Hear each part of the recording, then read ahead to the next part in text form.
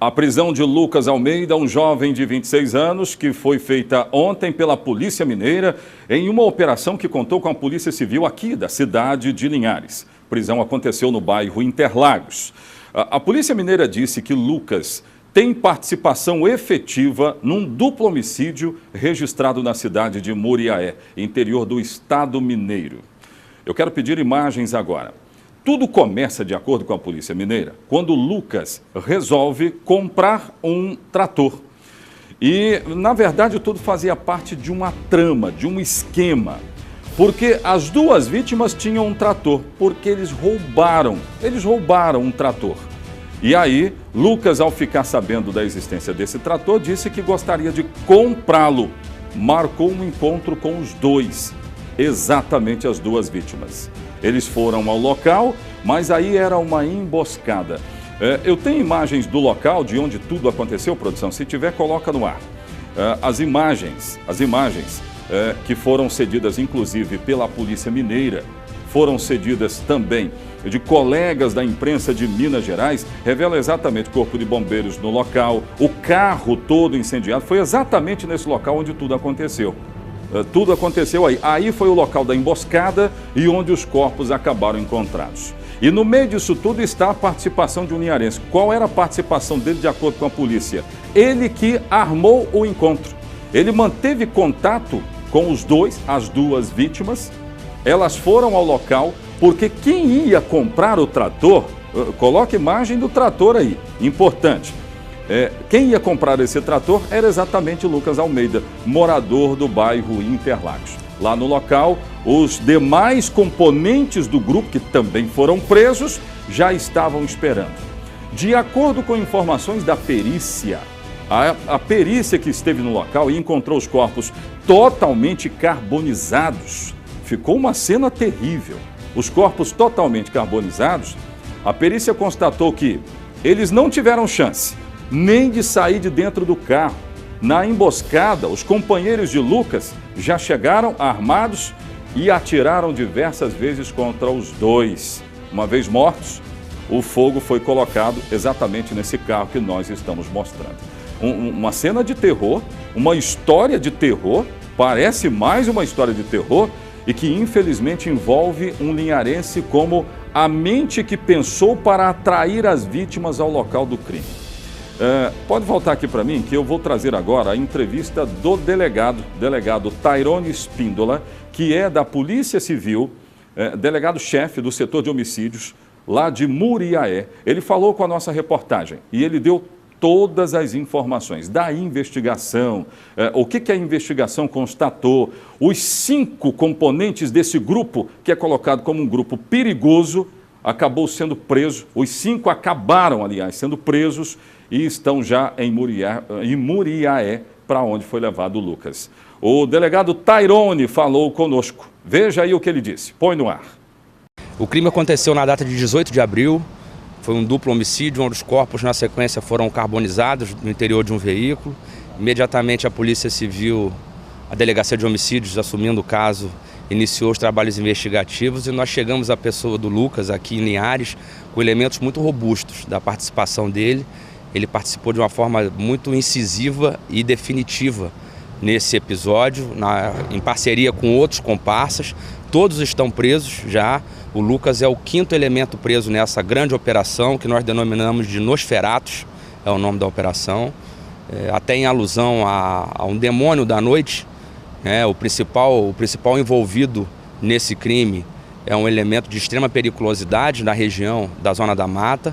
E em conjunto com o Lucas, eles praticaram então esse duplo homicídio que realmente chocou toda a região pela crueldade, com que as vítimas foram abordadas. Falando das vítimas, elas foram mortas apenas carbonizadas? Como é que foi isso?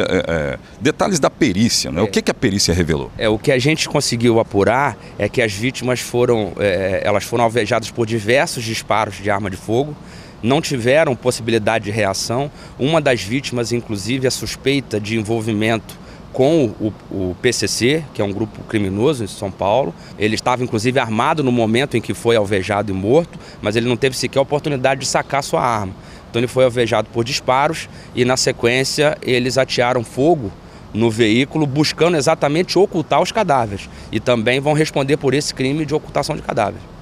Agora, falando do Lucas, qual teria sido a participação do Lucas nesse crime tão violento? O Lucas teria sido peça fundamental na emboscada montada por eles para atrair, né, as vítimas, que também eram criminosos experimentados.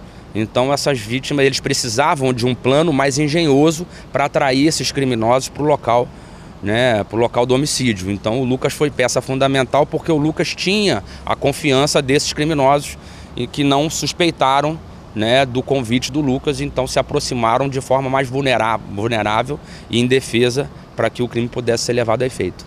O senhor colocou que os envolvidos são considerados perigosos, mas o Lucas também é considerado nesse mesmo nível? Não. A gente não pode afirmar isso, por enquanto ainda não. Existem ainda outras investigações, inclusive paralelas à atuação do Lucas, inclusive em outros episódios aqui também em Linhares, onde a Polícia Civil local aqui, conduzida também aqui pelos colegas delegados, que até, diga-se de passagem, nos apoiaram muito nessa operação. O êxito dessa operação tem o dedo da Polícia Civil do Espírito Santo, que nos apoiou integralmente aqui de forma irrestrita. Agora, o Lucas, ele tem sim um grau de envolvimento, como eu disse, comprometedor no ato, mas ainda é prematuro afirmar que ele ostenta um nível de periculosidade tão grande quanto os demais. Só para a gente deixar claro, então, esse grupo estaria de alguma forma ligada ao PCC? Uma das vítimas desse duplo homicídio é certamente ligada ao PCC. Então existe um vínculo, né?